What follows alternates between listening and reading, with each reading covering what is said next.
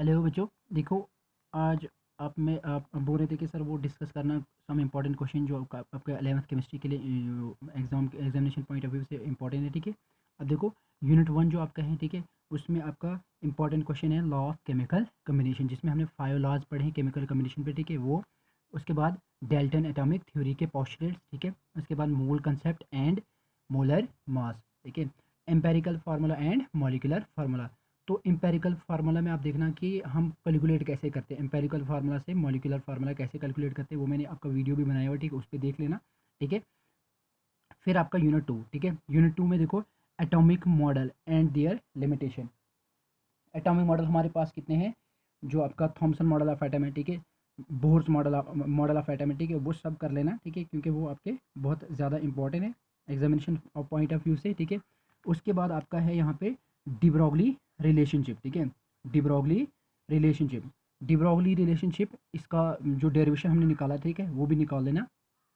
Quantums number, ठीक है, quantum number हमारे पास 4 हैं, वो 4 के 4 कर लेना। ठीक है, जैसे आपका एजम्यूथल है, ठीक है, प्रिंसिपल क्वांटम नंबर है, ठीक है, वो सब कर लेना। ओके, उसके बाद अफोबो प्रिंसिपल, ठीक है, aufbau principle, Pauli exclusion principle, Hund's rule, ठीक है, तो एंड हेजनबर्ग अनसर्टिनिटी प्रिंसिपल। और खास करके इसमें आपको जो इलेक्ट्रॉनिक कन्फ्यूजन वाला जो कंसेप्ट है, ठीक है, वो ज़रूर कर लेना। ठीक है, electronic confusion for general electronic confusion मैंने वो आपका एक वो वीडियो बनाया हुआ, ठीक है, और वो भी कर लेना। ठीक है, और साथ में हाँ, electronic confusion for S block element, ठीक है, एल्कली मेटल्स के लिए। ठीक है, नेक्स्ट आपका यूनिट 3 है, ठीक है, यूनिट 3 में देखो मॉडर्न पीरियडिक लॉ, ठीक है, जो हमारे पास पीरियडिक लॉ है, ठीक है, मेंडलीव या मॉडर्न पीरियडिक लॉ वो भी कर लेना। ठीक है, periodic trend atomic radius don't the group along the period कैसे वेरी करता है। ठीक है, और उसके साथ आयनिक रेडियाई, आयनेशन एंथैल्पी, ठीक है, इलेक्ट्रॉन गेन एंथैल्पी और electronegativity don't the group along the period, इनकी प्रॉपर्टीज एलिमेंट्स कैसे वेरी करती है। ठीक है, उसके बाद यूनिट 4 में आपका है बॉन्ड पैरामीटर्स, ठीक है, Lewis structure, valence bond theory, geometry of covalent molecule, VSEPR theory, hybridisation. ठीक है, this is the most important topic, hybridisation. ठीक है, okay, one molecular orbital theory, जिसमें आप मॉलिकुलर ऑर्बिटल थ्योरी के पोस्टुलेट करोगे और concept of bonding and antibonding molecules, ठीक है, एंटी बॉन्डिंग और मॉलिकुलर एंटी बॉन्डिंग और बॉन्डिंग मॉलिक्यूलर ऑर्बिटल, ठीक है, वो हमें मैंने शेप्स कराए, और इसमें भी देखना हाइब्रिडेशन में शेप्स ज्योमेट्री, ठीक है, कैसे मॉलिक्यूल की निकलते, ठीक है, मैंने कराया हुआ ऑलरेडी आपको। ठीक है, वो भी कर लेना। नेक्स्ट है आपका यूनिट 5, ठीक है, अब यूनिट 5 में देखो आप, यूनिट 5 में देखो आप क्या रहेगा आपका, यूनिट 5 में इंटेंसिव एंड एक्सटेंसिव प्रॉपर्टीज़ क्या होती हैं, ठीक है, मोस्ट इंपॉर्टेंट टॉपिक। ठीक है, उसके बाद फर्स्ट लॉ ऑफ थर्मोडायनेमिक्स, ठीक, एंथैल्पी, ठीक है, एंथैल्पी एंथैल्पी उसके बाद heat capacity, measurement of E and H, ठीक है, एंथैल्पी एंड हीट को कैसे हम मेजर करते हैं। ठीक है, उसके बाद हेस लॉ आपका, ठीक है, एंथैल्पी ऑफ बॉन्ड डिसोसिएशन, ठीक है, तो enthalpy that mean energy bond dissociation कैसी होती है, कंबशन फॉर्मेशन जितनी भी आपकी हैं वहाँ पे मैंने पढ़ाया हुआ, ठीक है, वो सब कर लेना। उसके बाद spontaneous and non spontaneous processes क्या होते हैं। ठीक है, उसके बाद आपका यूनिट 6 आपका आता है law of mass section, this is the most important topic from this unit, law of mass section.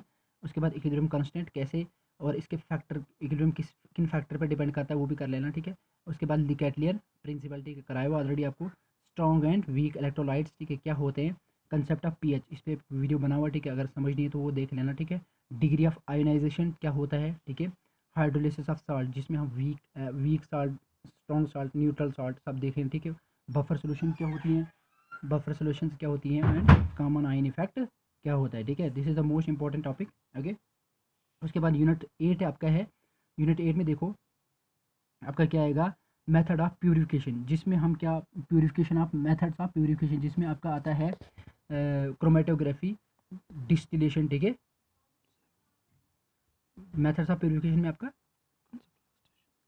Methods of purification में आपका आता है जो क्रोमेटोग्राफी डिस्टिलेशन, ठीक है, उसके बाद आयुपैक नॉमेनक्लेचर, ठीक है, and this and most important is in the inductive effect, minus I effect plus I effect, ठीक है, इंडक्टिव इफेक्ट इलेक्ट्रोमैग्नेटिक इफेक्ट दोनों, plus E effect minus E effect, उसके बाद रेजोनेंस हाइपर कंजुगेशन, ठीक है, इन चार को तो रट लेना बिल्कुल। ठीक है, फिशन, जिसमें आपका बोथ हेटेरोडिटिक और होमोलिटिक फिशन आती है, ठीक है, कार्बोकेटाइन कार्बेनाइन, ठीक है, पढ़ा हुआ already, free radical electrophile and nucleophile. अब यूनिट 7 बोलना भूल गया, ठीक है, इसमें देखो ऑक्सीडेशन और रिडक्शन का कंसेप्ट, ठीक है, जो आपका मॉडर्न कंसेप्ट भी और ओल्ड कंसेप्ट भी वो भी कर लेना। How to calculate oxidation number, ठीक है, ये आपका इंपॉर्टेंट, इसमें ऑक्सीडेशन नंबर कैसे कैलकुलेट किया जाता है उस पर एक अलग सा वो पूरा वीडियो बनाया हुआ है, ठीक है, वो देख लेना। कैलकुलेशन कैसे करते हैं ऑक्सीडेशन स्टेट और ऑक्सीडेशन नंबर, और balancing of chemical reaction on redox reaction कैसे करते हैं हम, ठीक है। उसके बाद यूनिट 9 आपका आता है, यूनिट 9 जिसमें आप जो आपका है हाइड्रोकार्बन वाला, ठीक है। तो हाइड्रोकार्बन में पहली बात आइसोमेरिज्म कर लेना, ठीक है। Conformation, this is the most important, ठीक है, कन्फॉर्मेशन ऑफ इथेन।